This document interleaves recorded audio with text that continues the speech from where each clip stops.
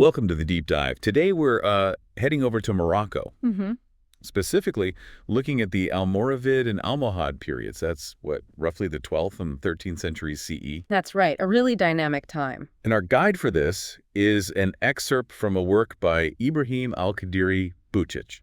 The title's quite long in Arabic, but it translates roughly to the sciences of stars, astronomy, and future predictions in the land of Morocco during the Almoravid and Almohad eras. Quite a mouthful, but it tells you a lot up front.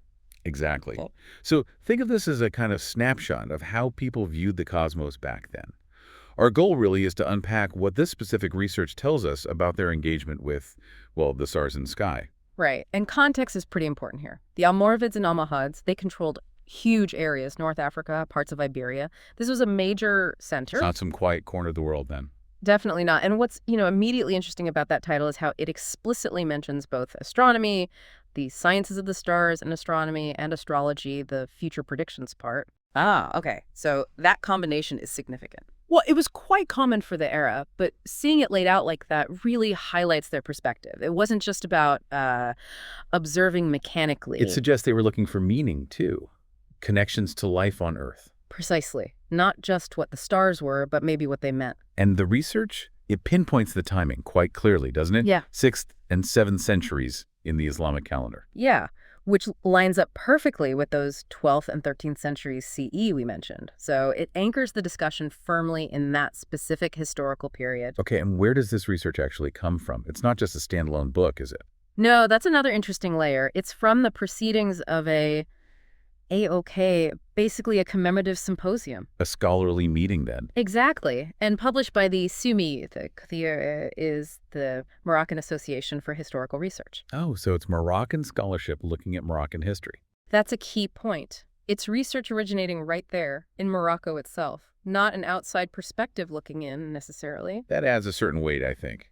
And the source itself, the part we're focusing on, it's pages 93 to 107. Yes, that's the scope of this particular paper within the larger publication, and it's labeled as Écoile Conference Research.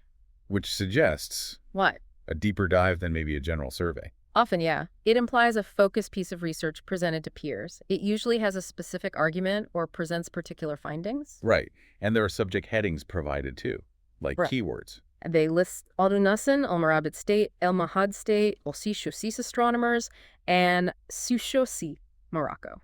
Okay, so that really narrows it down. The states, the people involved, astronomers specifically, and the place. Very clear focus. It lays out the core pillars of the study, definitely. So if we kind of pull all these threads together, what we have here is evidence from Moroccan academic research showing a significant focus on celestial sciences during this Almoravid and Almohad era. Yes, and critically, an engagement that included both, let's say, observational astronomy and astrological interpretation. They were intertwined. Which speaks to a pretty complex intellectual environment, wouldn't you say? An active curiosity about the cosmos and its potential relevance. Absolutely. It wasn't just passive stargazing. It was study. It was interpretation. A sophisticated engagement.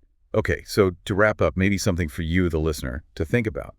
How does this specific mix of astronomy and astrology in 12th and 13th century Morocco stack up against what was happening elsewhere? Yeah, like in contemporary Europe or the Islamic East or other centers of learning, were they asking the same questions, using simile methods?